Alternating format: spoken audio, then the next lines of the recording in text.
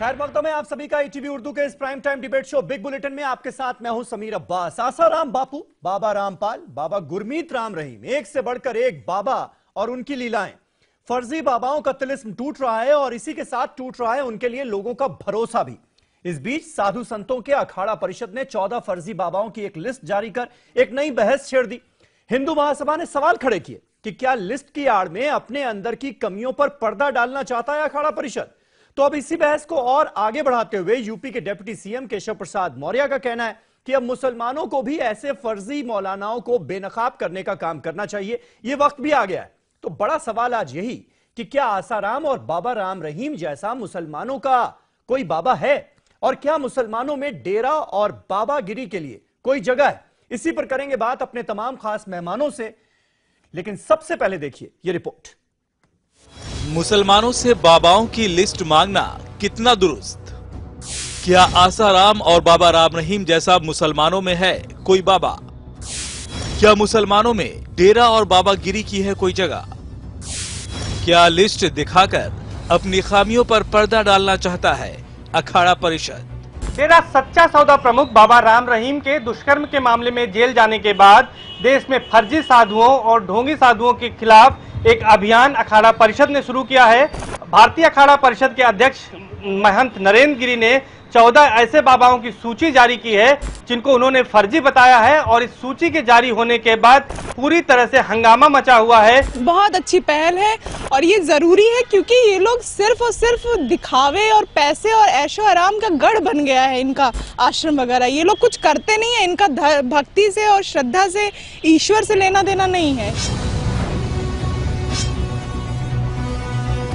अखिल भारतीय अखाड़ा परिषद ने मुल्क के 14 फर्जी बाबाओं की एक फहरिस्त जारी की है। अखाड़ा परिषद के सदर नरेंद्र गिरी के मुताबिक काफी दिनों से फर्जी बाबाओं के जरिए इस्मतदरी, जिनसी इस्तेहसाल और मुल्क के अवाम को ठगने के मामले सामने आ रहे थे, जिसकी वजह से हिंदू संत समाज की बदनामी हो रही थी। इसलिए परिषद ने यह फैसला किया कि वो खुद साख्ता फर्जी बाबाओं की एक फहरिस्त जारी करे ताकि उनके खिलाफ कार्रवाई की जा सके जो गलत तरीके से अकीदत के नाम पर खिलवाड़ कर रहे हैं। जनता से मैं कहना चाहता हूं कि और लिस्ट अभी आने वाली है।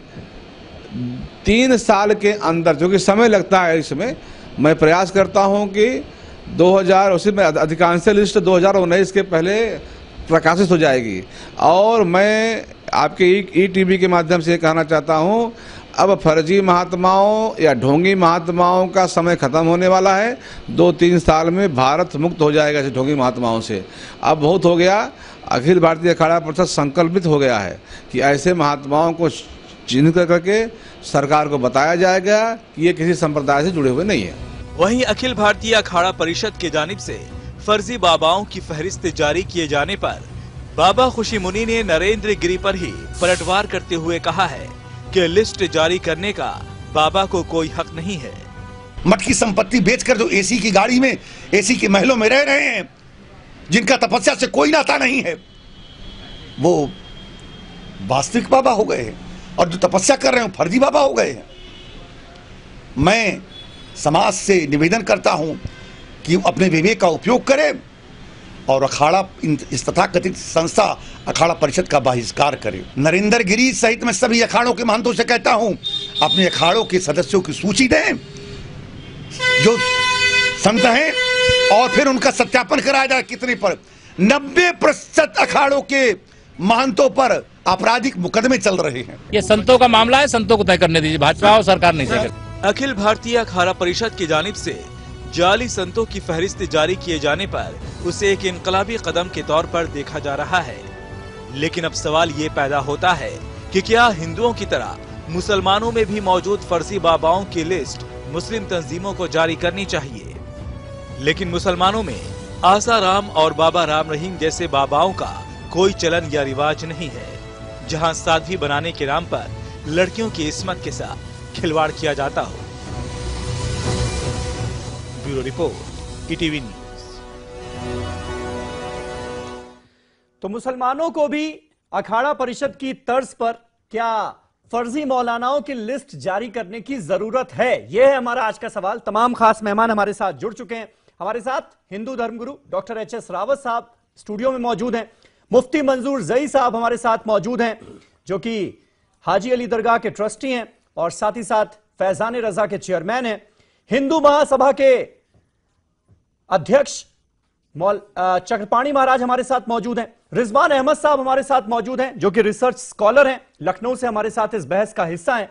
All India Muslim personal law board के मेंबर मुफ्ती एजाज कासमी साहब हमारे साथ मौजूद हैं और पैगामे इंसानियत के चेयरपर्सन जैदी साहब हमारे साथ मौजूद हैं, अमीर हैदर जैदी साहब, जिन्हें आप अक्सर टीवी की बहसों में देखते आए हैं। सबसे पहला सवाल चक्रपाणी महाराज मैं आपसे जानना चाहूंगा। मैं उस सवाल पर तो बाद में आऊंगा कि मुसलमानों को भी क्या इस लिस्ट को जारी, इसी तरह की लिस्ट जारी करने की जरूरत है या नहीं है, लेकिन अखाड़ा परिषद ने जो लिस्ट जारी की 14 फर्जी बाबाओं की, इसका विरोध क्यों कर रहे हैं आप? क्या यह सही कदम नहीं है? और इस तरह के बाबा जो ऐसा गलत काम करते हैं धर्म की आड़ में, उनको क्या इसी तरह बेनकाब नहीं करना चाहिए?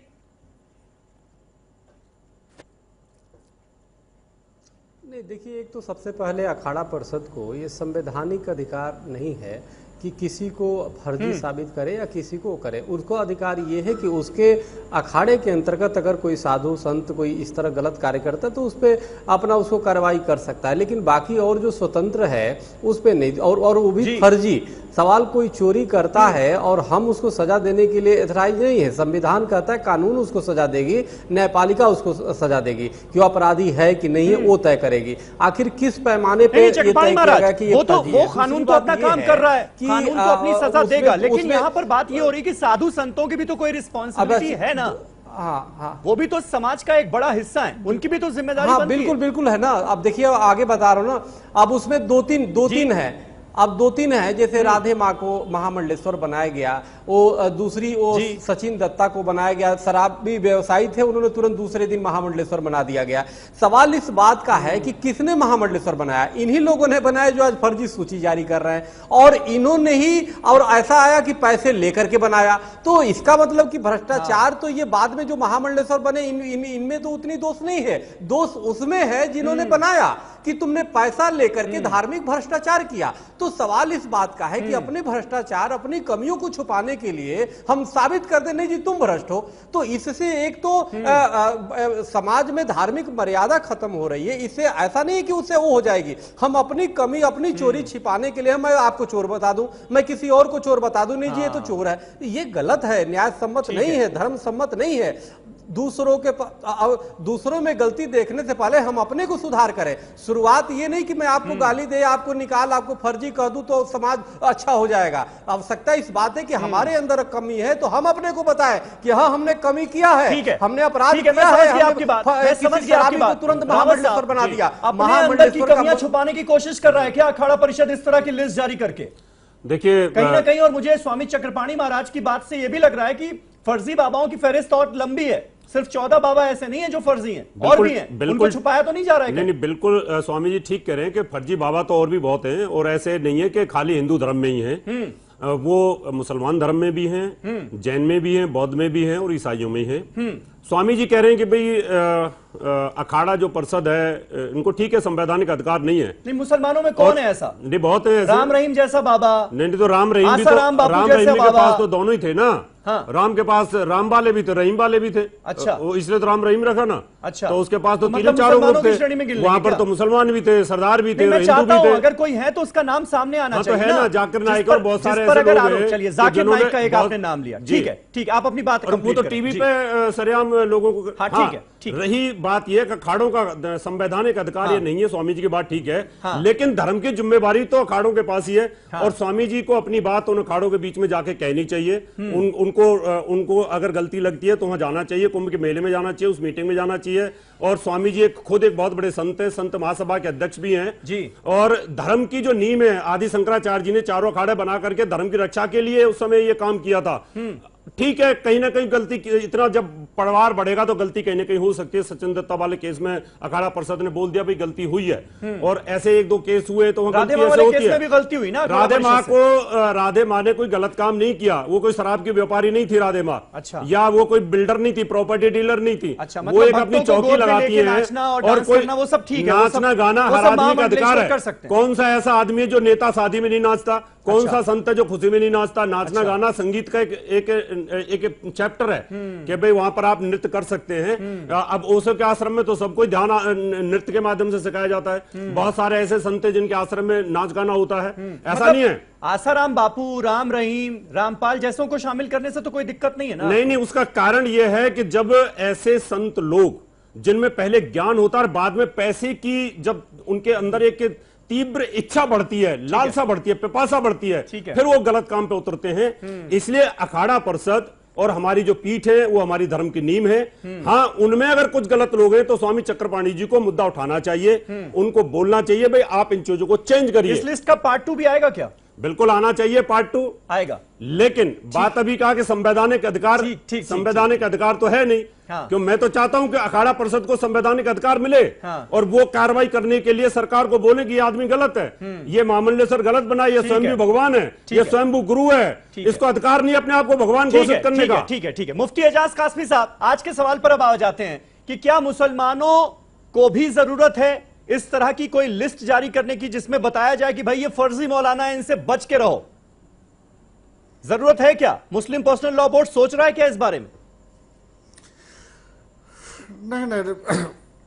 नहीं, इस तरह के ये सवाल ही मैं समझता हूं कि बिल्कुल इंतहाई बेबुनियाद सवाल है। इस तरह का सवाल कोई खड़ा ही नहीं होता। मुसलमानों में इस तरह का कोई कॉन्सेप्ट ही नहीं है और न दीगर मजाहिब की तरीके से मुसलमानों में इख्तलात होता है मर्द और औरत का, कि वहाँ जो है औरतें जाती हों और मस्जिदों में रहती हों या मदरसों में रहती हों और उसका जिनसी इस्तेहसाल होता हो। मैं समझता हूं कि पूरे मुल्क के तमाम मौलाना को जमा कर लीजिए और किसी एक अखाड़ा परिषद या एक साधु को जमा कर लीजिए तो उनके पास जितनी मालियत होगी पूरे मुल्क के तमाम मौलाना की मालियत उसके बराबर नहीं होगी। ये मुसलमान और मौलाना तो खासतौर से आपने ठीक कही, चलिए कमजोर हालत है, एग्जांपल हम ढूंढेंगे, लेकिन अभी एक एग्जांपल दिया हर तरह से, एक बार सब लोग बोल लें, अपनी अपनी बात रख लें। जी लेकिन बहुत सारे ऐसे झाड़फूक वाले मौलाना हैं, बहुत सारे ऐसे झाड़फूक वाले मौलाना हैं कासमी साहब, जिनके पास महिलाएं भी जाती हैं। बिल्कुल थोड़ी नजर उठाकर देखेंगे तो मौलाना नहीं कहेंगे, उसको मौलाना नहीं कहेंगे। समीर साहब, हाँ नहीं, समीर साहब उसको मौलाना नहीं कहेंगे। वो लोग जो बंगाली बाबा के नाम पर कहीं कहीं झाड़ फूक करते हैं या तांत्रिक करते हैं, यकीनन उसका इस्लाम से मुसलमानों से कोई ताल्लुक नहीं है। वो लोग एक पेशेवर लोग हैं और अपने पेशे के तौर पर जो इस तरह का काम करते हैं, बाबागिरी करते हैं, वो खुद कहते हैं कि हम मुसलमान नहीं है। नहीं, हम कौन होते हैं किसी को बात? हम तो मामूली एक यहाँ पर ये गैर मुस्लिम बैठे हुए हैं कादियानी रिजवान अहमद, इनके बारे में हम कहेंगे कि आप इसको इस्लामिक स्कॉलर क्यों लिखते हैं, ये मुसलमान नहीं है, तो आप फौरन हम पर एतराज करेंगे कि आप कौन होते हैं? मतलब अभी रिजवान साहब ने बोलना भी नहीं शुरू किया, लेकिन आप इस्लाम का जानकार बना करके यहाँ पर जो है इस कादियानी को बैठा लेंगे। सारी दुनिया जो है इसके मुंह पर थूकती है और आप इसको सामने ला करके मुस्लिम स्कॉलर। अरे नहीं, देखिए कासमी साहब, आप सरासर गलत बातें कर रहे हैं, आप सरासर गलत बातें कर रहे हैं। आपको अपनी बात के लिए माफी मांगनी चाहिए, पहले तो मांगनी चाहिए। कासमी साहब थोड़ा तरीका तो सीखिए ना बात करने का। फौरन कह देंगे, आप किसी मेहमान के बारे में ऐसा कह देंगे क्या? नहीं, आप किस आधार पर कह रहे हैं? अभी कह रहे हैं, आप किस आधार पर कह रहे हैं? अब ये मुसलमान रिजवान साहब से आपको इतनी दिक्कत क्यों हो जाती है? 100 बार हम ऑब्जेक्शन कर चुके हैं, कहिए तो मैं इसके खिलाफ नहीं कासमी साहब, इस तरह के लफ्ज आप इस्तेमाल नहीं करेंगे। आप मेरे प्रोग्राम के एक रेस्पेक्टेड गेस्ट हैं, मैं आपसे उम्मीद नहीं करता कि आप इस तरह के लफ्ज किसी के लिए भी इस्तेमाल करेंगे। प्लीज सर, प्लीज मेरी आपसे गुजारिश है, मेरी आपसे गुजारिश है, कादियानी को किसी गैर मुस्लिम को मुस्लिम बना के कैसे पेश कर देंगे? आप एक तरफ मुझसे कहते हैं लिस्ट जारी करने के लिए, दूसरी तरफ एक कादियानी को जो है आप मुस्लिम स्कॉलर बना के पेश कर देते हैं। हम कहेंगे कि ये कासमी साहब, मैंने आपसे आपके मुसलमान होने का सर्टिफिकेट नहीं मांगा, उसी तरह से मैंने रिजवान अहमद साहब से भी नहीं मांगा। ये आप तय कर लीजिए, ये आप तय कर लीजिए प्लीज। लेकिन इस तरह के आरोप, इस तरह की भद्दी बातें, इस तरह के भद्दे अल्फाज आप किसी के लिए इस्तेमाल नहीं करेंगे। आपने इसकी तहकीक की है, ये हंस रहे हैं, दांत खोल के दुनिया को दिखा रहे हैं, मुसलमानों को गाली देने के लिए एक चेहरा आप लोग। कासमी साहब, मैं आपसे क्या पूछ रहा हूँ, आप जवाब क्या दे रहे हैं? गाली दे देते हैं आप लोग। इतना गुस्सा क्यों है आप में, आपके अंदर इतना तिलमिलाए हुए क्यों हैं आप? नहीं, ये आप लोग का मकसद पूरा हो जाता है। गलत बात है ना ये कासमी साहब, गलत बात है। आपने बहुत गलत अल्फाजों का इस्तेमाल किया। मुझे लगता है आपको माफी मांगना चाहिए। इस वक्त पूरा देश आपको सुन रहा है कि ये कौन है। आपने इसके बारे में तहकीक की है? नहीं समीर साहब, आपने मैंने आपसे आपके मुसलमान होने का सर्टिफिकेट मांगा क्या? कौन है? मैंने मांगा आपसे इसके बारे में। अब अगर रिजवान साहब आज ये सवाल उठा दें कि आप सच्चे मुसलमान नहीं हैं, तो आप क्या करेंगे? सर्टिफिकेट देंगे क्या आप? के बारे में कहते हैं कि ये मुसलमान नहीं कादियानी है, तो आप जो है इसको दुनिया में मुस्लिम स्कॉलर बना के पेश करते हैं। ये आएंगे। चलिए ठीक है, मैंने आपको आपका बहुत वक्त आपने बर्बाद कर लिया, मेरे सवाल का जवाब नहीं दिया, बहुत वक्त बर्बाद कर लिया। ठीक है कासमी साहब, रुकें अब थोड़ी देर रुकें। रिजवान अहमद साहब, क्या मुसलमानों में भी ऐसी लिस्ट जारी करने की जरूरत है? क्या बाबागिरी का कोई चांस है? क्या कोई गुंजाइश है क्या इस्लाम में? देखिए समीर भाई, जो हम लोगों की रिलीजियस आइडियोलॉजी है उसी का जो पहले भी बात हुई थी, क्योंकि हिंदुज्म में एक परमेश्वर है और उसके काफी रूप और अवतार माने जाते हैं। हमारे इस्लाम में एक खुदा पर, एक तौहीद पर हम लोग यकीन करते हैं। अब उससे फर्क ये होता है कि धीरे धीरे जब जो मेरे यहाँ पे पंडित भाई बैठे हैं, मेरी बात का बुरा ना माने, मैं अपनी बड़ी तमीज से उनको समझाऊंगा कि जब धीरे धीरे आप भगवान के रूप को मानने लगते हैं, और तो उस वजह से बहुत से ऐसे साधारण लोग होते हैं, पाखंडी लोग होते हैं, जो धीरे धीरे कल्ट स्टेटस या डेमी गॉड स्टेटस अपना लेते हैं पब्लिक की नजरों में। क्योंकि इस्लाम में अल्लाह के अलावा हम लोगों ने तो साहब हजूर के सामने सजदा नहीं किया, तो हम किसी और के सामने क्या सजदा करेंगे? किसी और को हम डेमी गॉड क्या मानेंगे? तो मेरे हिसाब से ये हेलो, आवाज आ रही है मेरी भाई? जी बिल्कुल आवाज आ रही है मेरी? जी हाँ, तो हम में और हमारे हिंदू भाइयों में यही फर्क है। इस वजह से इनके यहां बहुत से लोगों को डेमी गॉड स्टेटस दे दिया जाता है। मेरे हिसाब से कि जो ये लिस्ट आई है, अगर हम इस लिस्ट के पैरामीटर्स को कंपेयर करें तो मुस्लिम उलेमाओं में कम से कम मुझे लगता है, आई माइट बी रॉन्ग, कि ऐसे केस बहुत कम सामने निकल के आएंगे जहां पर किसी मस्जिद से कोई बहुत बड़ा गोरख धंधा चल रहा हो, एक ड्रग रैकेट चल रहा हो, सेक्स रैकेट चल रहा हो, निकल के आते हैं। मैं ये नहीं कह रहा नहीं आते, मैं ये नहीं कह रहा हूं कि उलेमा या मौलाना सब दूध के धुले हैं, लेकिन अगर हम कंपैरिजन करेंगे तो मुस्लिम्स में ऐसे केस काफी हद तक मेरे हिसाब से कम देखने को मिलेंगे। काजमी भाई यहाँ बात सही कह रहे थे, निकल का है। एक एग्जांपल तो होंगे, अगर 100 करोड़ नहीं, एक मिसाल दे दीजिए किसी मस्जिद और मदरसे का जहाँ इस तरह से 100 करोड़ अगर हिंदू है, 25 करोड़ मुसलमान है, तो 1/4 तो होंगे ना, तो उसमें कौन सी बड़ी बात है? अगर वहाँ 4 साधु हैं तो एक मुसलमान होगा ही होगा रेशियो के हिसाब से। तो आप कौन सी बड़ी बात कर रहे हैं इसमें? जनसंख्या पॉपुलेशन का रेशियो। ठीक है, मुफ्ती मंसूर जियाई साहब, मैं आपसे जानना चाहूंगा, और थोड़ी देर पहले रावत साहब ने जाकिर नाइक का भी नाम लिया कि इसी सीरीज में हमें जाकिर नाइक जैसों को भी जोड़ लेना चाहिए। क्या आप इससे इत्तेफाक रखते हैं? क्या आप ये बात मानते हैं कि कम ही सही, लेकिन कुछ मौलाना ऐसे होंगे हमारे समाज में भी जिनको बेनकाब करना चाहिए?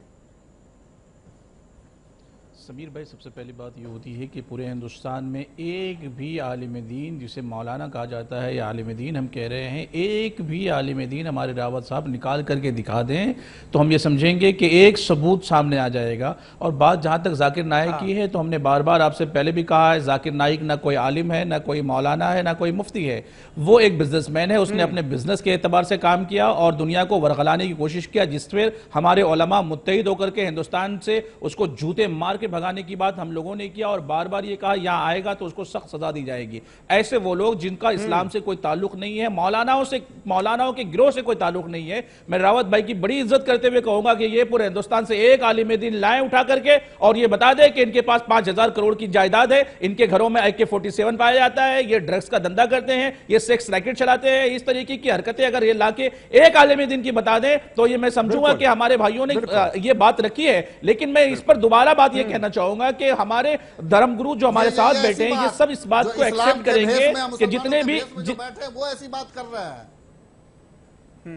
सुनिए ना जी ये हमारे धर्मगुरु पंडित जी भी बैठे हैं और आचार्य जी भी बैठे हैं। रावत जी, आप ये जानते हैं कि अखाड़े के अंदर में क्या क्या होता है और क्या क्या चीजें पाई जाती हैं, जिसकी मिसालें आपने दुनिया के सामने खुद ही पेश कर दी और 14 लोगों का नाम दिया। मैं ये समझता हूं कि 99% लोग आपको ऐसे ही मिलेंगे जिन्होंने सिर्फ संपत्ति बनाने की कोशिश की, सेक्स रैकेट में काम चलाया, उन्होंने ड्रग्स बेचे, उन्होंने न जाने कितने बुरे काम किए, फिर भी आपने उनके ऊपर में राष्ट्र हित में काम करने वाला बना करके रखा हुआ है। ऐसों के बारे में आप बुलंद आवाज कब करेंगे रावत साहब?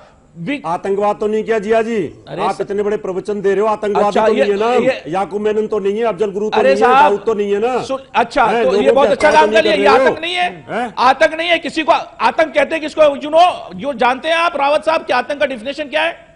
आतंक का डिफिनेशन आप समझते हैं? मस्जिदों से आईएसआई का झंडा तो नहीं फहरा रहे, वहां से अनाउंसमेंट तो नहीं करते मस्जिदों से। अरे साहब सुनिए, आप सुनिए, आप AK-47 अपने गैर कानूनी रखा, वो क्या है? AK-47 आपने रखा क्या है? हजारों करोड़ों रुपए दूसरों के लूट के रखा है, ये क्या है? बच्चियों को जिंदा गाड़ दिया है आपने, वो क्या है? बच्चियों को जिंदा गाड़ दिया, वो क्या है? पैदा करने की दवाई ले लो, जमीन पर ले लो, इसका खिलखिलाती बच्चियों को आपने असफल हो गए तो उसकी दवाई ले लो, उपयोग किया है, उसका रेप किया है, सारे मुसलमानों से भरा होता है। नहीं तो ऐसे मौलाना बंगाली, बाबा बंगाली आप कह सकते हैं, बाबा बंगाली और बाबा बंगालियों के खिलाफ हम लोगों ने आवाज बुलंद किया है लेवल पर।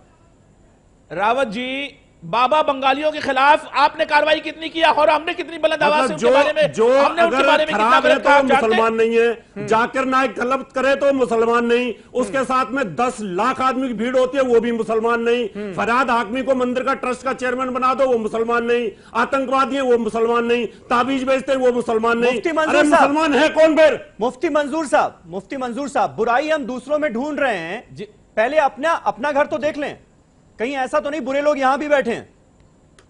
मसला बस ये है भाई, हमने हमेशा देखने की कोशिश की है और हमारे उलमा इस बात पर बहुत संजीदगी के साथ मुत्तफिक हैं कि हमारा धर्म इस तरीके की सेक्स रैकेट चलाने की इजाजत नहीं देता, ड्रग्स बेचने की इजाजत नहीं देता। हमारा धर्म इस बात की इजाजत नहीं देता है किसी के साथ जुल्म और ज्यादती की जाए। हमारा धर्म इस बात की इजाजत नहीं देता, तो इजाजत नहीं देता, हिंदू धर्म भी इजाजत थोड़ी देता है। बिल्कुल नहीं, धर्म तो कोई भी गलत रास्ता नहीं इख्तियार करना सिखाता। धर्म के नाम पे करवाया जा रहा है, लेकिन उसको जिस तरह से पेश किया जाता है, लोगों को भड़काया जाता है और खुद को खुदा बनाने की जो कोशिश की जाती है, दिक्कत तो सारी उसमें है ना समीर भाई। तो समीर भाई, आपको मालूम है ना कि खुदा बनाने का रुझान हमारे हिंदुस्तान में मुसलमानों में खुसूसन तो पूरे मुसलमान इस्लाम के मानने वालों में तो कहीं किसी बंदे को खुदा बनाने का रुझान भी नहीं है ना। जी ठीक है, ज़ैदी साहब अपनी बात रख रहे हैं। सुन लीजिए, सन्यासी बनने के लिए शायद चक्रपाणी महाराज यहाँ बैठे, तीनों वेदों का ज्ञान होना चाहिए, पुराण का ज्ञान होना चाहिए जी, इन चीजों का ज्ञान होना चाहिए। उसी तरह हमारे यहाँ इस्लाम मजहब के अंदर भी हदीस का ज्ञान होना चाहिए, कुरान की तालीम का ज्ञान होना चाहिए, तो कुरान की तफसीर बयान कर सकते जी जी। वो एक अलग कैटेगरी है और वही उलमाए दीन होते हैं और वही हिंदू मजहब के अंदर पंडित या महापंडित कहलाएंगे। कोई भी गेरवा कपड़े पहन के अगर आपको ये कहे कि साहब मैं महाराज बन गया, तो वो कैटेगरी अलग है। महाराज की कैटेगरी अलग होगी, जिसे वेद पुराण का ज्ञान होगा, शायद वही महाराज कहलाएगा।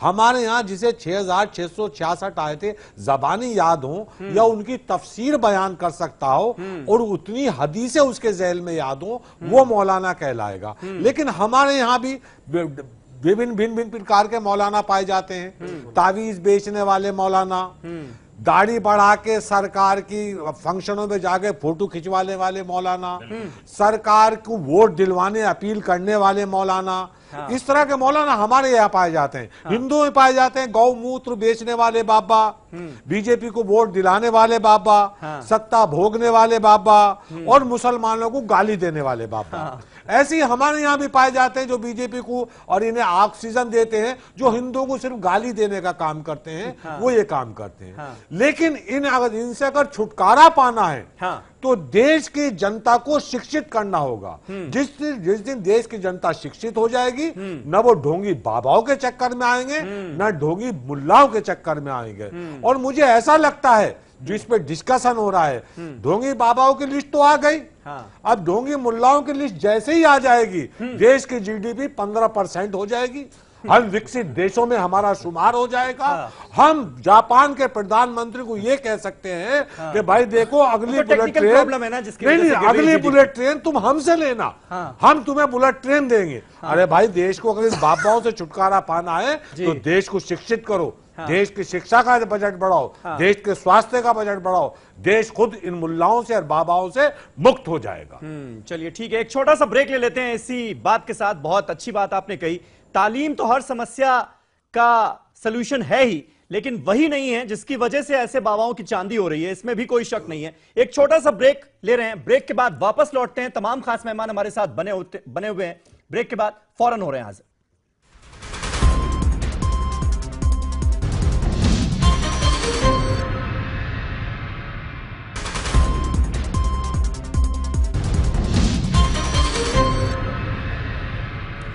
क्या मुसलमानों को भी इस तरह की कोई लिस्ट जारी करनी चाहिए? यह है हमारा आज का सवाल, जैसी अखाड़ा परिषद की तरफ से जारी की गई फर्जी बाबाओं की।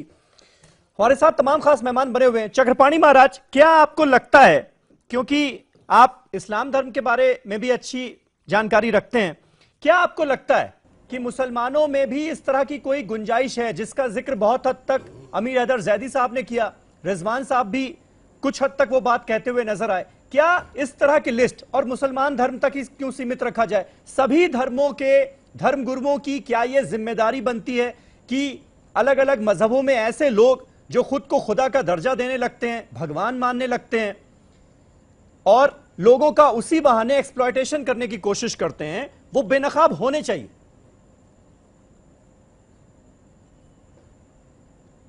देखिए अब्बास जी, मैं आपको बताना चाहता हूँ, जैदी साहब ने बहुत बढ़िया तरीके से जिस प्रकार से हिंदू और मुसलमान दोनों की बाबाओं के बारे में बोला, बहुत अच्छी बात और निष्पक्ष रूप से बताया, उनको धन्यवाद देंगे। और सबसे बड़ी बात, मुफ्ती मंजूर साहब जो पूरी पाक साफ होने की बात कर रहे थे, उसका भी जवाब उन्होंने दे दिया कि ऐसा नहीं। देखो, भ्रष्टाचार चाहे कोई भी इस तरह से दागदार कार्य करता है, गलत कार्य हर जगह होता है। वो कोई भले उसको धर्म और जातियों में उसको लबादा उड़ा दिया जाए कि हमारे यहाँ कम है, आपके यहाँ ज्यादा है, तो ये गलत बात हो गई। लेकिन हर जगह रहा है जो धर्म को व्यवसाय बना दिया जाता है, व्यक्तिगत स्वार्थ के लिए इस्तेमाल किया जा रहा है, तो ये हर जगह हो रहा है। सवाल इस बात का है, जो जैदी साहब ने बहुत बढ़िया बात कि शिक्षित होना बहुत जरूरी है, शिक्षा बहुत जरूरी है। जब शिक्षा होगा तो समाज खुद ही उसको अस्वीकार कर देगा। आप देखो, हमें सूची जारी करने से कुछ उसका अंतर नहीं पड़ेगा, उसके भगत कम नहीं होने वाले, मैं आपको बताना चाहता हूं। ये उसीलिए मैं कह रहा हूं कि जो लोग सूची जारी करते हो तो अपनी पिन छुड़ाते कि हमें लोग साफ कहें, जबकि सच्चाई ये है कि जिसको जारी हो रहा है उसके कोई एक भक्त कम नहीं होगा, बल्कि वो और 14 लोग हाईलाइट हो गए कि इतने लोगों में से चलो हम भी हैं और बढ़ाएंगे, उससे कोई अंतर नहीं पड़ता। सवाल इस बात का है कि जनता को, मतलब भक्तों की आंखों पर काली पट्टी बंधी हुई है और जानकारी होना जरूरी है, धर्म की भी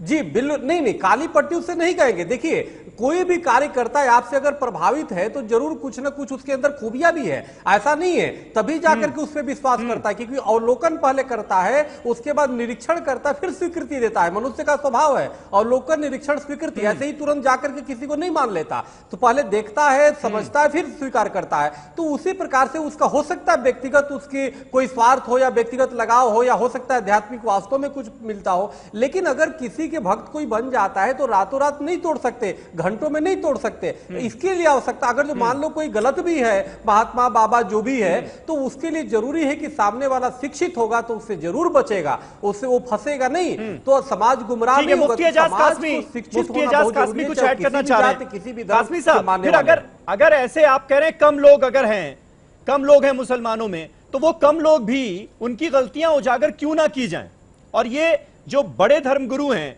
उनकी क्या जिम्मेदारी नहीं बनती कि ऐसे लोगों को बेनकाब किया जाए, ताकि अगर थोड़ी भी गंदगी है तो वो हटे?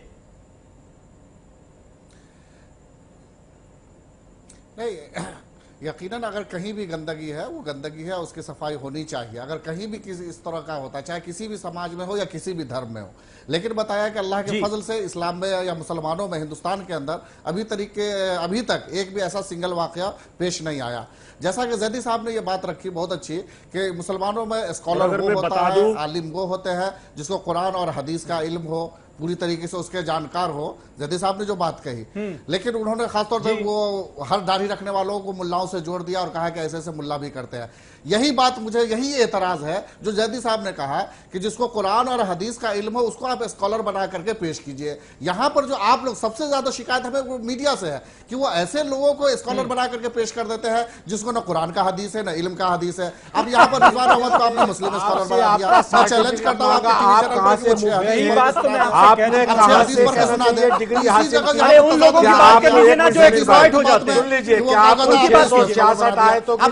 क्या सोचेंगे, आवाम में क्या मैसेज जाएगा? बयान कर सकते हैं समीर साहब, आवाम में आप क्या मैसेज देना चाह रहे हैं? आए थे, ये जो है ये हदीसे ज़बानी याद है, हमें सब नहीं याद है इस बात के ऊपर। आप एक चीज को छिपा रहे हैं, आप उन मौलवियों को छिपा रहे हैं जो अंगोछा दाढ़ी पहन के, अंगोछा गले में डाल के सरकार के लिए वोट मांगते फिरते हैं। समझ गए? वो कहाँ है जो हलाला करने वाला गैंग है वो कहाँ है? अरे तो आप उसको हालिद कैसे मौलाना कैसे कह देंगे आप? वो कौन सी श्रेणी में आएगा? अरे इस्लाम बताइए, नहीं वो कौन बताइए, ठीक है ठीक है, ज़ैदी साहब आपने सवाल उठाया, बताइए इसका जवाब दीजिए कासमी साहब। मौलाना नहीं होते, ये हलाला करने वाला गैंग जो है ज़ैदी साहब वो कह रहे हैं, ज़ैदी साहब होगा कि दाढ़ी उसका नाम कौन लेगा? मौलानाओं का शियार नहीं, उनके कर्मों को उजागर कौन करेगा? आपकी जिम्मेदारी नहीं है क्या? हर दाढ़ी रखने वाले को आप मौलाना नहीं कह सकते, आप मौलाना कैसे कह देंगे आप? अरे आप तो हम कौन तो यही कह रहा है आपसे? ये आपको कौन मौलाना कह रहा है के आपसे? भेष में या दाढ़ी वाला जो टोपी सवाल में उन्होंने सब पूछा मौलाना हो जाएंगे। उसका जवाब दीजिए कासमी साहब। कासमी साहब बचने की कोशिश ना कीजिए भाई, थोड़ा वक्त दें। वो कह रहे हैं हलाला करने क्या वाले सवाल, मौलाना क्या? जो हलाला नहीं, के नाम पर नहीं, नहीं, क्या एक्सप्लॉइट कर सवाल रहे हैं लड़कियों को, महिलाओं को, उनको उजागर करने की जिम्मेदारी किसकी है? ऐसे लोगों की लिस्ट क्या नहीं आनी चाहिए? दुनिया में जिस हलाला की ये बात कर रहे हैं, मुस्लिम पर्सनल लॉ बोर्ड ने पहले कह दिया कि ये हलाला नहीं, ये रेप है, इस पर रेप का कानून लगना चाहिए, उसको सजा मिलनी चाहिए। दूसरी बात, हलाला के ये तो बहुत पहले से कुरान में लिखा हुआ है। मौलाना मौदूदी पाए के आली में अहले सुन्नत वल जमात हो चुका है। उन्होंने कहा हलाला करने और इस तरह के तलाक देने वाले पे खुदा की लानत है, लेकिन आज तक आपने लानत नहीं देखी। आप उन्हें बचाने का काम करते हैं, आप उन्हें बचाने का काम करते हैं। उलमाए दीन वो होता है, वो इस तरह से नहीं बैठता। क्या चैनल पर आके बदनाम कर रहे हैं? ज़ैदी साहब शर्म आनी चाहिए आपको। किस तरह की बातें आप कर रहे हैं? आप सारे लोगों को ठेका कैसे ले सकते हैं? आपको क्या पता? आपको क्या पता? एक मिनट ज़ैदी साहब प्लीज। नहीं, कैसी बात कर रहे हैं? कासमी साहब आपको क्या पता कि कौन शख्स खुद को मौलाना कहलवा कर किस तरह से महिलाओं का शोषण कर रहा है? कैसे आपको क्या पता? आप कैसे ठेका ले सकते हैं कि नहीं कोई गलत नहीं है? कोई गलत नहीं है, ये ठेका कैसे ले सकते हैं? हलाला सेंटर दिखला दीजिए। नहीं, ये ज़ैदी साहब एक सिंगल हलाला सेंटर दिखला दे, एक सिंगल मौलाना को दिखा दे जो हलाला करते नजर आ रहे हैं। मैं चैलेंज करता हूं ज़ैदी साहब, वरना आप माफी मांगे। बहुत सारे लोग सामने आप आ जाइए, बहुत सारे लोग नहीं कर सकता। बहुत सारे लोग आप आ जाइए, आप आ जाइए, मैं दूसरे की हुर्मत जाहिर नहीं करता। बहुत सारे लोग मैं दूसरे की हुर्मत जाहिर नहीं करता। आप आइए, मैं आपकी तरह नहीं हूँ लोगों को सनद बांटता फिरूं, कौन मुसलमान है, कौन हिंदू है, कौन मुनाफिक है। हर सवाल का जवाब बताइए। ठीक है, ठीक है, ऐसे अहम सवाल रह जाएंगे। मुफ्ती मंजूर ज़ियाई साहब, मुफ्ती मंजूर ज़ियाई साहब, ये जो हलाला का सवाल उठाया है ज़ैदी साहब ने, आपको लगता है कि ऐसे जो लोग हैं उनको उजागर करना चाहिए, दुनिया के सामने लाना चाहिए, बताना चाहिए ताकि महिलाएं सावधान रहें? देखिए समीर भाई, सबसे पहले ज़ैदी साहब ने जो हलाले की बात की और प्रोसेस के बारे में बताया, इस्लाम ने इस बात की सख्ती से ममानियत फरमाया है और उलमा इस बात पर कभी मुत्तफिक नहीं हो सकते कि इस तरीके के हलाले को जायज़ करार दिया जाए। अब बात ये होती है कि वो हजरात जो इस तरीके की हरकतें करते हैं उसके ऊपर कानूनी एक्ट हैं बने हुए, उस पर कार्रवाई होनी चाहिए, लेकिन कहीं ना कहीं हम में कुछ ना कुछ खामियां हैं। ये खामियां अगर हैं तो हमारे ही नाम पर किया जा रहा है, या इस्लाम के नाम पर किया जा रहा है, या आलिम दीन के नाम पर किया जा रहा है। ऐसे लोगों का बाइकाट होना चाहिए, लेकिन सबसे पहले हमें यह सोचना पड़ेगा, ज़ैदी साहब ने उनको आलिम दीन बता दिया और अभी ये कह रहे हैं कि वो आलिम दिन हो ही नहीं सकता, तो ये इनके पास ये अपने इनके जुमलों में कॉन्ट्रडिक्शन पाया जा रहा है। तो ज़ैदी साहब आप ये वाज़ेह कर दें पहले, आलिम दिन किसको बना रहे हैं, उन हलाला करने वालों को या हम जैसे लोगों को या फिर कासमी जैसे लोगों को या फिर किसी और साहब जैसे लोगों को? आप तो वाज़ेह नहीं कर पाते, आपके जुमलों में कॉन्ट्रडिक्शन पाया जाता है। हमें तो सबसे पहले अव्वल इस्लाम ये कहता है कि आलिम दिन वो होगा जिसे कुरान की तफसीर बयान कर सकता हो, जिसके जितनी आयत है आप हलाला करने वाले को मैं किसी को हलाला करने मैं किसी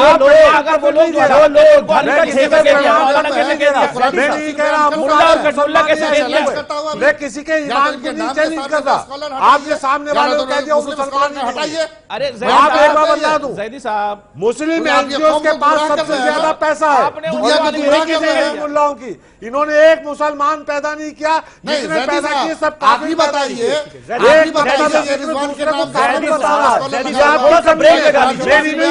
थोड़ा सा ब्रेक लगा, मतलब ये है कि ये दुनिया को गुमराह किया जा रहा है। दिक्कत तो यही है ना, कौन आलिम दीन है कौन नहीं है, ये आम लोगों को तो नहीं पता होता ना। खुद को मौलाना कहने वाले अपने हिसाब से रिलीजन की व्याख्या कर देते हैं, आम लोग उसी को मान लेते हैं और फिर उनको उनका एक्सप्लॉयटेशन हो जाता है। हो तो यही रहा है ना। समीर भाई बोल लूं, गारंटी है कि गाली तो नहीं देगा कोई? बोल लूं आप गारंटी लीजिए। बोलिए। देखिए समीर भाई, जो अभी हमारे मौलाना साहब ने मौलाना को डिफाइन करा, कुरान शरीफ आना चाहिए, आयत आनी चाहिए, हदीस आनी चाहिए, इस हिसाब से जाकिर नायक से बड़ा कोई मौलाना हो नहीं सकता। नंबर 1 बात। नंबर 1 नंबर 2 बात मैं आपको बड़ी इंटरेस्टिंग बताऊं समीर भाई कि जाकिर नायक के जो हमारे मौलाना इकराम खिलाफ हुए थे वो कोई देशभक्ति या देश प्रेम में नहीं हुए थे। स्टोरी गोज लाइक दिस कि जाकिर नायक का कद इतना बड़ा हो गया था कि ये लोग उसके सामने बौने हो गए थे, इस मारे ये लोग जाकिर नायक के खिलाफ गुट मिला के उसके खिलाफ हुए थे। हाँ, नंबर 3 बात ये लोग जो फर्जी बाबाओं की लिस्ट हमारे हिंदू भाइयों ने निकाली है, ऐसी लिस्ट को हमारे आप फिर बीच में बोलने लगे, उनको बोल लेने दीजिए, अपनी बात रखने दीजिए ना। जाकिर नायक कुछ आप भी थोड़ी बोलेंगे, फिर बीच बोलने लगे। जाकिर नायक ने यजीद को रहमतुल्लाह अलैह कहा था, सारे के खिलाफ हो गए, इस्लाम की गलत जानकारी, मौलाना पूरे हिंदुस्तानी मौलाना जो है उनके सामने की बात नहीं थी, ठीक है, नहीं कल की बात नहीं थी, आपको बोल लिया। अरे मिस्टर रिजवान आपने एक्सेप्ट कर लिया, आपको ऑब्जेक्शन करना चाहिए इनकी बातों पे। हो गए थे। मुझे आप सबकी आवाज म्यूट करवानी गलत बात कर रहे हैं पड़ेगी। मिस्टर रिजवान साहब का टर्न है, प्लीज बोलने दें। आप लोगों के पास जब मैं आऊंगा तो बोल लीजिएगा यही सारी बातें। रिजवान साहब बोलें, अपनी बात कंप्लीट करें।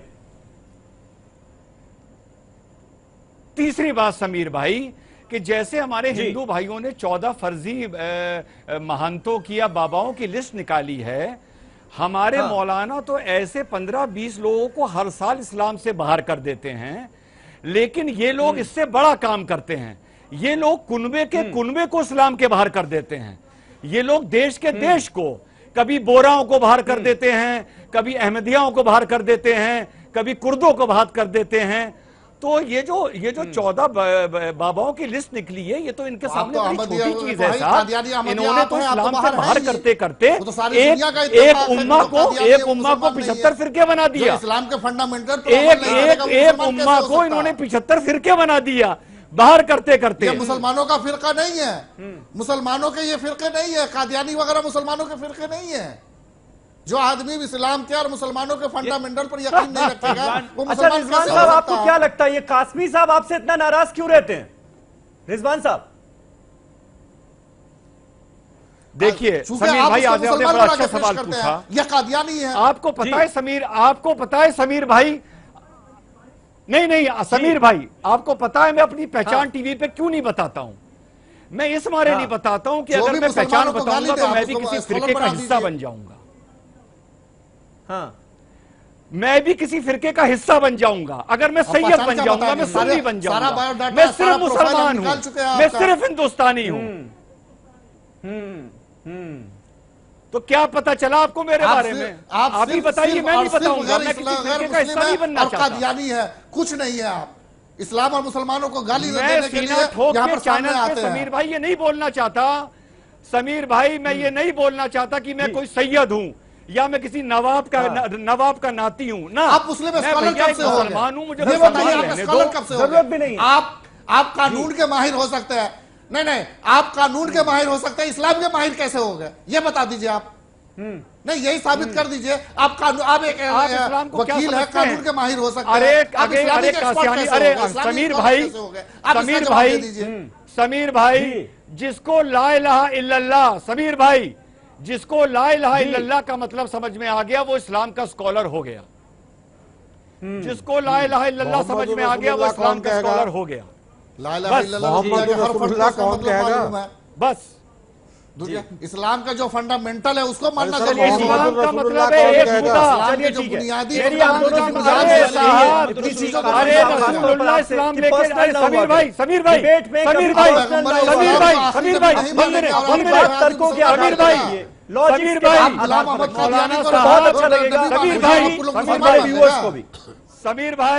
समीर भाई रिजवान साहब कंप्लीट कर लें जल्दी से।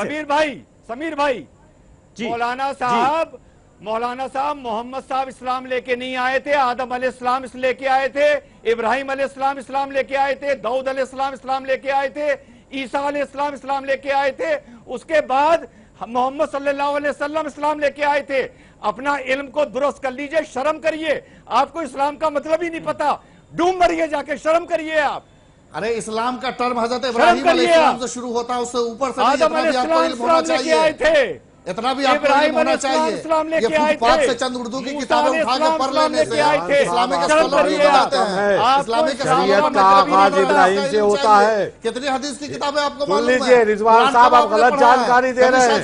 शरीयत का आगाज जनाब इब्राहिम से होता है, आदम से नहीं होता। उससे पूछिए। सुन लीजिए रिजवान साहब, आप गलत जानकारी दे रहे हैं। रावत साहब भी यहाँ बैठे, रावत के नाम से बैठे। समीर भाई, अगर आप कादियानी हैं उसके बाद इस्लाम पढ़े तो गलत है।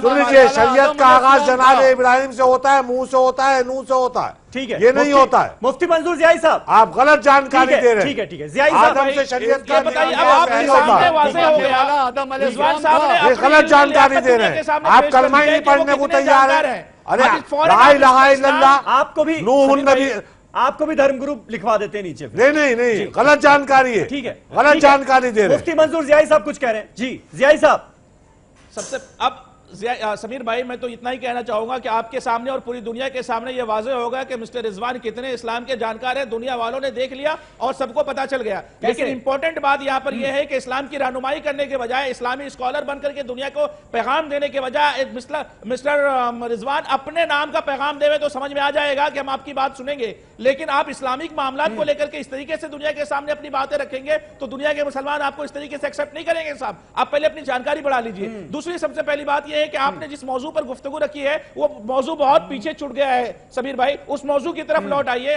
तो हिंदुस्तान के अंदर में एक भी आलिम दीन सामने ले आइए, ढूंढ करके सारे हमारे अहबाब से कहिए कि सारे सीसीटीवी कैमरे लगवा ले हुए, छोटे कैमरे, खुफिया कैमरे से जांच करवा ले हुए। कितने आलिम दीन ये लेकर के आते हैं जो इस तरीके के हजार करोड़ के मालिक हो, जो ड्रग्स का धंधा करते हो, जो औरतों के रैकेट चलाते हो, जो इस तरीके से गलत हथियार अपने घरों में रखते हो। एक भी आलिम दीन लेकर के आ जाइए। और रिजवान साहब ने जो बार बार नाम बताइए ऐसा के सामने ये लोग बौने आ गए, 100 में 90% मिलेंगे। ठीक है, इस्लाम का वो जानकारी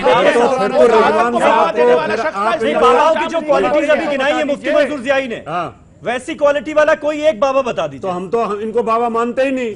जिनके खिलाफ लिस्ट बनी इनको तो हम बाबा मानते ही नहीं। ये तो हिंदू धर्म से स्वयं भगवान है।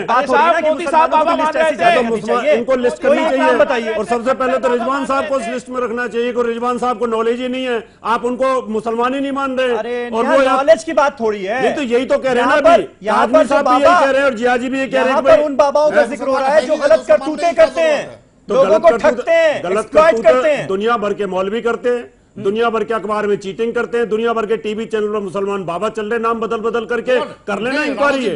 और इंक्वायरी करेंगे तो फिर बोलेंगे कि ये तो भाई हिंदू है, हिंदू भेष में लोगों को चीट कर रही है, मुसलमान है ही नहीं।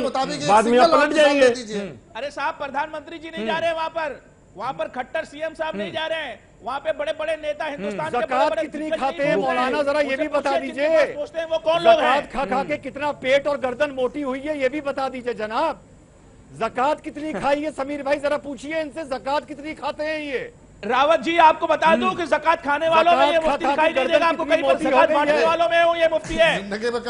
रावत जी याद रखिए, ये मुफ्ती ज़कात बांटने वालों में, ज़कात कितनी खाई है ये भी बता दीजिए। वक्फ की जमीनों पर कब्जा करके वहां चल रही दुकानों का किराया लेना, पैसा वसूलना, कब्र को बेचना, उस पर मुनाफा लेना, ये सब किस दायरे में आएगा कासमी साहब?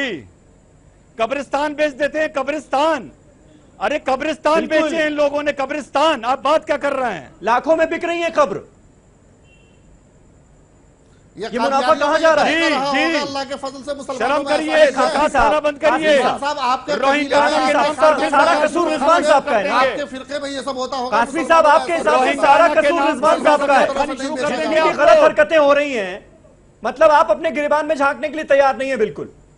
आपको और कहीं बुराई नजर नहीं आ रही है सिवाय रिजवान साहब के। नहीं, हम अपने गिरबान में बिल्कुल झांक रहे हैं। हम आप ही मिसाल दे दीजिए। इस्लाम में 24 पैगंबर थे, 24 पैगंबर। बताइए ना, फिर मेरे सवाल का जवाब तो दीजिए। पहले पढ़ो जाके कि इस्लाम है क्या? की जमीनों पर कब्जा, तो क्या दुनिया में मैसेज देना ऐसे लोग जो मौलाना कहते हैं इस्लाम में 24 की जमीनों पर दुकानें खोलना, रिजवान ज़कात कब्रिस्तान को बेचना, आम लोगों से लाखों रुपए वसूलना कब्र के नाम पर, इनका हिसाब कब होगा? ऐसे मौलानाओं को कब बेनकाब करेंगे आप? पहले जाके वक़्फ़ की बात करेंगे ना समीर इस्लाम भाई, में तो आपको 24 बताऊं कि हमने अनिल अंबानी साहब ने सबसे मदरसे पहले ढांप के रखा है वो जगह। अरे साहब, अनिल अंबानी साहब ने ढांप के रखा है तो उसको सबसे बड़ा बाबा बना दीजिए आप। मदरसे के अंदर इस तरीके का निजाम नहीं है जो ये कह रहे हैं। ये कादियानी मदरसे को बदनाम करने की कोशिश हो रहे हैं और आप भी समीर भाई हम मिला रहे हैं ये रिजवान के कादियानी आप तैयारी नहीं ज़कात नहीं देता क्या? आप ज़कात निकाल के दुबले हो गए क्या? मतलब अपनी पर्सनल लड़ाई लेकर बैठे हैं, बड़े मुद्दों पर बात ही नहीं कर रहे, इनके सवालों का जवाब ही नहीं दे रहे। क्या हो गया आपको कासमी साहब?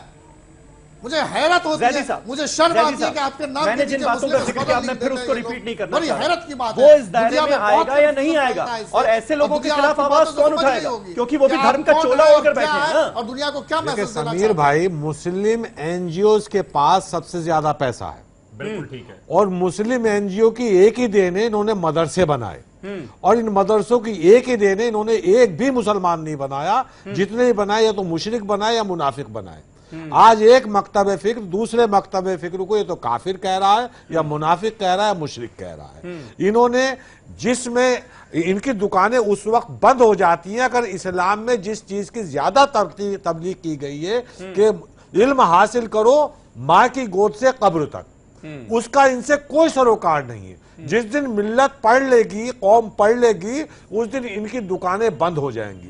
कोई इस्लाम के नाम पे जन्नत बेच रहा है, कोई इस्लाम के नाम पे तावीज बेच रहा है कि आज ये तुम्हारा मुकद्दर सही हो जाएगा, और जो तावीज खरीदने बाबाओं के पास जाए या मुल्लाओं के पास जाए वो सिर्फ जाहिल लोग हैं, पढ़ा लिखा तबका इनके चंगुल में नहीं जाता है। उनको तो मुल्क से पता है ना, मुल्क से जिस दिन जहालत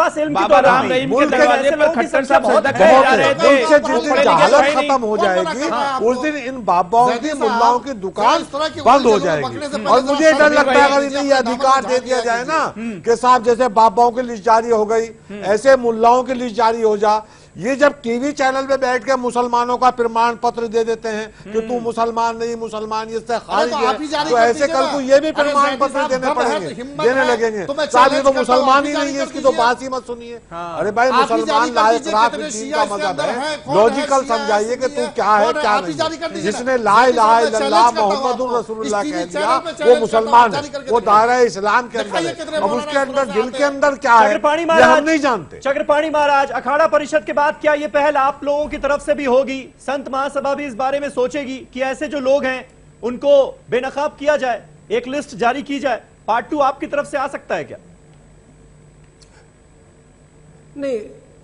नहीं देखिए, लिस्ट जारी करने के तो पार्ट 1 में नंबर 1 पे वो है ही समाज को जागरूक हो, और जहां तक कोई भी अपराध करता है उसको सजा कानून देगी, कोर्ट देगी, और सामाजिक बहिष्कार हो सकता है। लेकिन इस तरह के हम फर्जी घोषित कर दें, हम अपराधी घोषित कर दें, ये हम कानून को हाथ में नहीं ले सकते, क्योंकि हो सकता है मान लीजिए हम इसका परिणाम होगा ईर्ष्या द्वेष की वजह से एक दूसरे को फर्जी घोषित करने लगे, इसका परिणाम तो बहुत बुरा होगा। कोई एक व्यक्ति उसमें जो अच्छा मान लो हो और उसको जानबूझ के अगर जो कोई षड्यंत्र से उसको फर्जी घोषित करे तो हमें लगता है कि ये न्याय सम्मत नहीं होगा। तो इसलिए जरूरी है कि शिक्षा प्राप्त करें, और अगर कोई गलत करता है तो हम उसको बहिष्कार करें। रावत साहब, इस बात की गुंजाइश है कि अपनी पर्सनल खुन्नस भी निकाली जा सकती है, इस तरह की लिस्ट जारी करके फर्जी बाबाओं की लिस्ट में नाम डाल दो, और जो फर्जी बाबा है वो आराम से घूमते रहे। स्वामी चक्रपाणी जी, आसाराम बापू के यहाँ पर IAS, IPS मंत्री, प्रधानमंत्री, मुख्यमंत्री, मिनिस्टर सब पढ़े लिखे लोग हैं, और बहुत बड़े बड़े जज लोग भी जाते हैं और उनके शिष्य हैं। ठीक है, पढ़ाई से मतलब नहीं है। और रही बात फिर धर्म की रक्षा कौन करेगा? धर्म की रक्षा की जिम्मेवारी तो आपके पास है। अगर आप नकलियों की लिस्ट नहीं बनाएंगे और जो नकली लोगों को ठग रहे हैं, ठीक है, उनकी जिम्मेवारी आपके पास है। रावत साहब, बहुत कम बचा, एक मिनट नहीं ज़ैदी साहब नहीं, रिजवान साहब आखिरी कमेंट आपसे, 10 सेकंड। होना क्या चाहिए? इस तरह की लिस्ट आनी चाहिए या नहीं आनी चाहिए, इस डर से कि कहीं कोई पर्सनल खुन्नस ना निकाले? नहीं साहब, मैं दूसरी लिस्ट की बात करूंगा।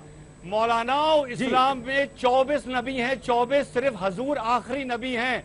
24 को जिस दिन मान लोगे उस दिन तुम इस्लाम को समझोगे।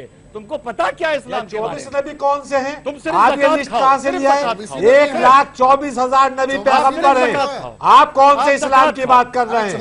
गलत जानकारी दे रहे हैं आप। 1,24,000 पैगंबर, 1,24,000 नबी और 5 साहिब शरीयत नबी है, 5 साहिब शरीयत। चलिए ठीक है, और आप इस पर हम अलग से बहस रखेंगे, इस पर अलग से हम बहस नहीं मानते आप खानी बंद करिए, बस रखेंगे। आप ज़कात 1,24,000 नबी पैगंबर है और 5 साहिब शरीयत मोटी हो रही है माशाल्लाह। शरीयत का आगाज जनाब नूह से होता है और पैगंबर खातिमुन नबी है।